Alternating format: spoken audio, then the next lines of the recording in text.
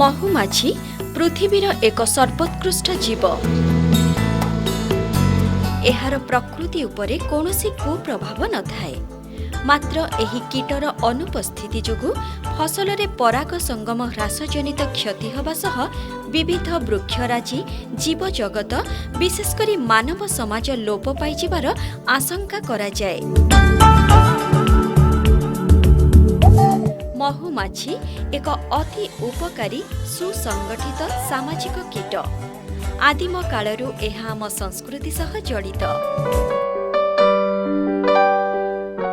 ମହୁମାଛିମାନେ ପ୍ରାକୃତିକ ପରିବେଶରେ ରହି ମହୁ ସଂଗ୍ରହ କରି ତାଙ୍କ ବସାରେ ସାଇତି ରଖିଥାନ୍ତି ଓ ଲୋକମାନେ ବିଭିନ୍ନ ଉପାୟରେ ମହୁମାଛିମାନଙ୍କୁ ମାରିଦେଇ ବା ଘଉଡ଼ାଇ ଦେଇ ତାଙ୍କ ବସାରୁ ମହୁ ଫେଣାଗୁଡ଼ିକୁ ଆଣି ଚିପୁଡ଼ି ସେଥିରୁ ମହୁ ବାହାର କରିଥାନ୍ତି।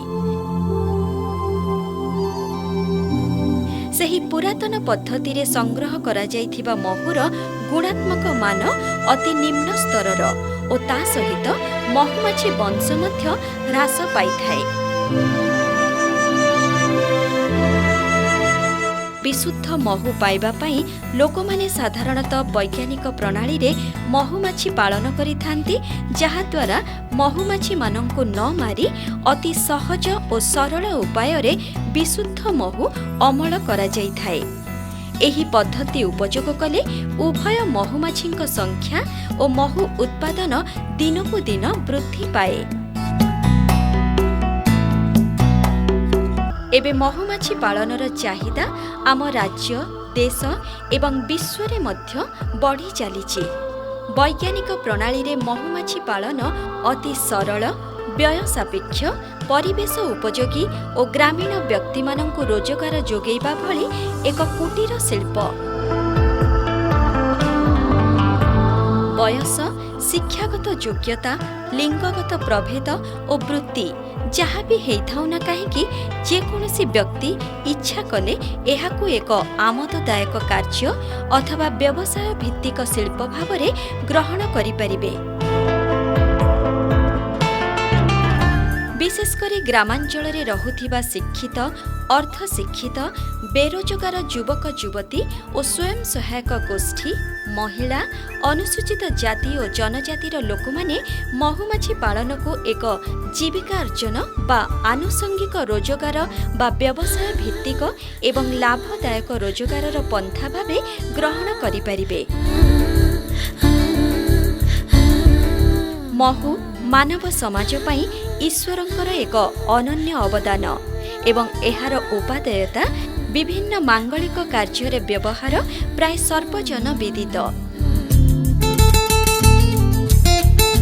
ସପ୍ତଫେଣୀ ମହୁମାଛି ପାଳନ ଦ୍ୱାରା ମହୁ ବ୍ୟତୀତ ମହମ, ରୟାଲ ଜେଲି, ପରାଗ ରେଣୁ, ମହୁମାଛି ବିଷ, ମହୁମାଛି ଦଳ ଉତ୍ପାଦନ କରି ଜଣେ ନୂଆ ଚାଷୀ ଲାଭବାନ ହୋଇପାରିବ।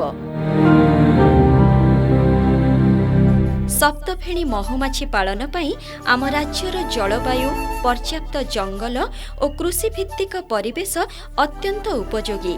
ଜୈବ ବିବିଧତାର ସୃଷ୍ଟି ଓ ସୁରକ୍ଷା ଏବଂ ଆଜିର ସମନ୍ୱିତ ଚାଷ ପଦ୍ଧତିରେ ମହୁମାଛିର ଭୂମିକା ଅତି ଗୁରୁତ୍ୱପୂର୍ଣ୍ଣ। ଆମ ରାଜ୍ୟରେ ପର୍ଯ୍ୟାପ୍ତ ପରିମାଣର ମହୁମାଛି ଚରା ବୃକ୍ଷ ଯଥା ନିମ୍ବ, କରଞ୍ଜ, ୟୁକାଲିପଟାସ, ପୋଲାଙ୍ଗ, ଶିଶୁ, ତେନ୍ତୁଳି, ଶିରିଷ, ବରକୋଳି, ଜାମୁକୋଳି, ସଜନା, ନଡ଼ିଆ, ପଦ୍ମ ଓ କଇଁଫୁଲ ଇତ୍ୟାଦି ରହିଛି, ଯାହାକି ମହୁମାଛି ପାଳନ ପାଇଁ ବହୁତ ସହାୟକ। ମହୁମାଛି ପାଳନ ପାଇଁ ସ୍ୱତନ୍ତ୍ର ସ୍ଥାନ ବା ଜମିର ଆବଶ୍ୟକତା ନାହିଁ। ନିଜ ଘର ପରିସର ମଧ୍ୟରେ ଜଣେ ଚାଷୀ 8ରୁ 10ଟି ମହୁ ବାକ୍ସ ଅତି ସହଜରେ ରଖିପାରିବେ। ଏଥିପାଇଁ ସାମୟିକ ଦୃଷ୍ଟି ଦେବାକୁ ପଡ଼ିଥାଏ ଓ ଅଧିକ ଖର୍ଚ୍ଚ କିମ୍ବା ଉନ୍ନତ ଯନ୍ତ୍ରପାତିର ଆବଶ୍ୟକତା ହୁଏ ନାହିଁ। ନିରନ୍ତର ପ୍ରଜନନ ପ୍ରବୃତ୍ତି ଯୋଗୁଁ ଥରେ ମହୁମାଛି ପାଳନ ଆରମ୍ଭ କଲେ ଏହା ଅବିରାମ ଚାଲିଥାଏ। ମାତ୍ର ଏଥି ନିମନ୍ତେ ନିୟମିତ ଭାବେ ସୁପରିଚାଳନା ଆବଶ୍ୟକ ହୋଇଥାଏ। ପ୍ରତ୍ୟକ୍ଷ ଅପେକ୍ଷା ପରୋକ୍ଷ ଉପାୟରେ ମହୁମାଛି ପାଳନରୁ ଅଧିକ ଉପକାର ମିଳିଥାଏ। ମହୁମାଛି ଦ୍ୱାରା ହେଉଥିବା ପରାଗ ସଙ୍ଗମ ଯୋଗୁଁ ପନିପରିବା, ଫଳ ଗଛ ଓ ତୈଳବୀଜ ଫସଲଗୁଡ଼ିକର ଅମଳ କରିବା ସହିତ ବିହନର ଗୁଣାତ୍ମକ ମାନ ମଧ୍ୟ ବଢ଼ିଥାଏ।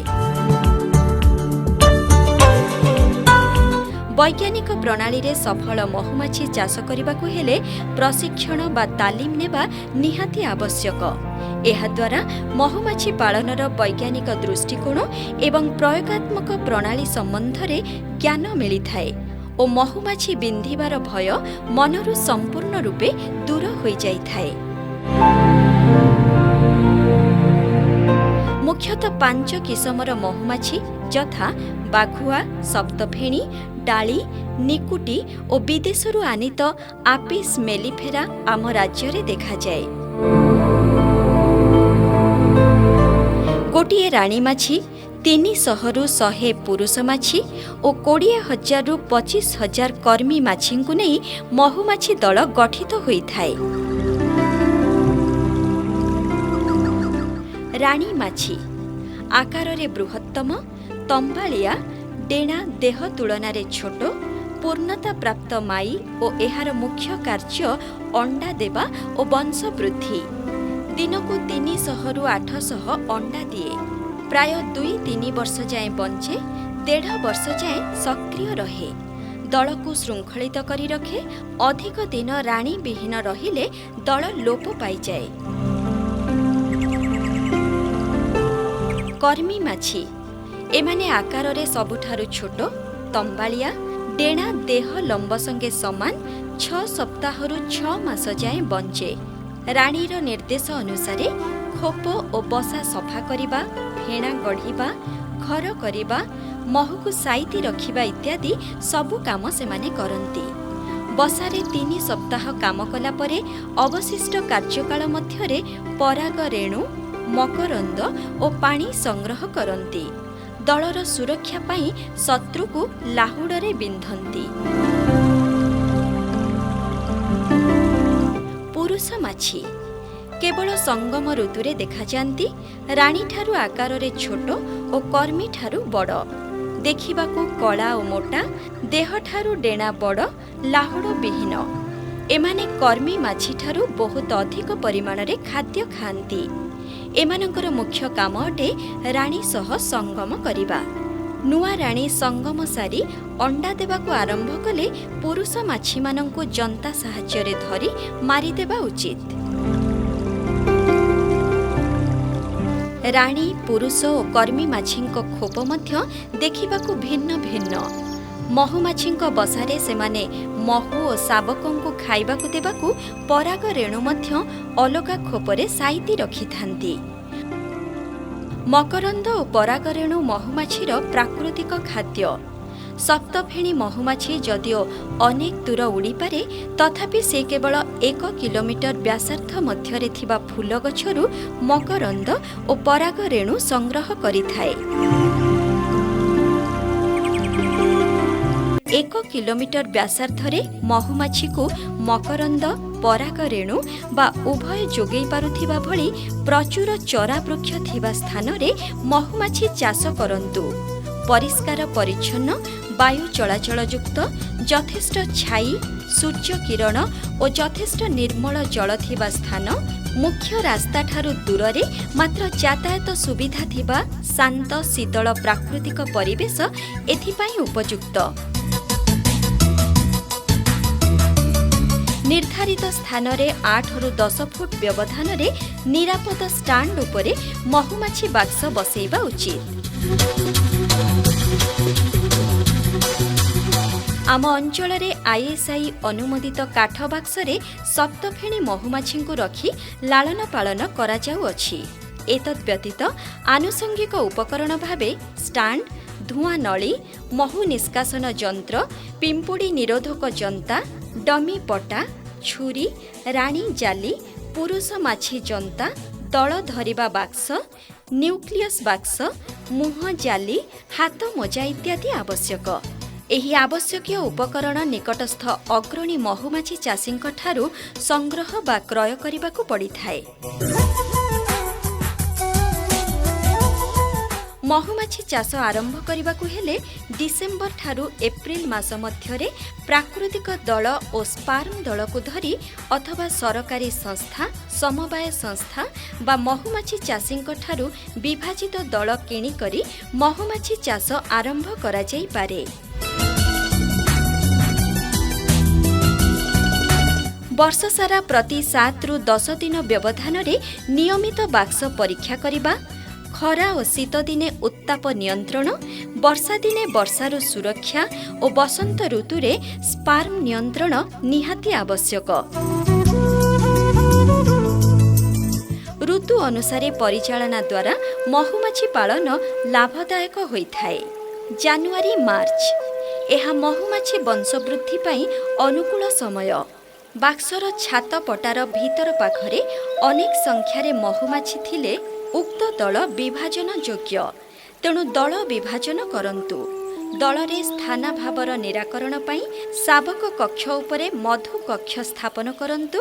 आवश्यक हेले 8टी फेणा जगार 5-6टी फेणा रखंतु। शावक कक्षर 2टी महुमाछी फेणा मध्यरे खाली फ्रेम रखी नुआ फेणा गढ़िबाकू सुजोग दियंतु। स्पार्मिंग बा प्राकृतिक विभाजन एड़ेइबा पाई अनुपयुक्त राणी को दलरू बाहर करि दियंतु।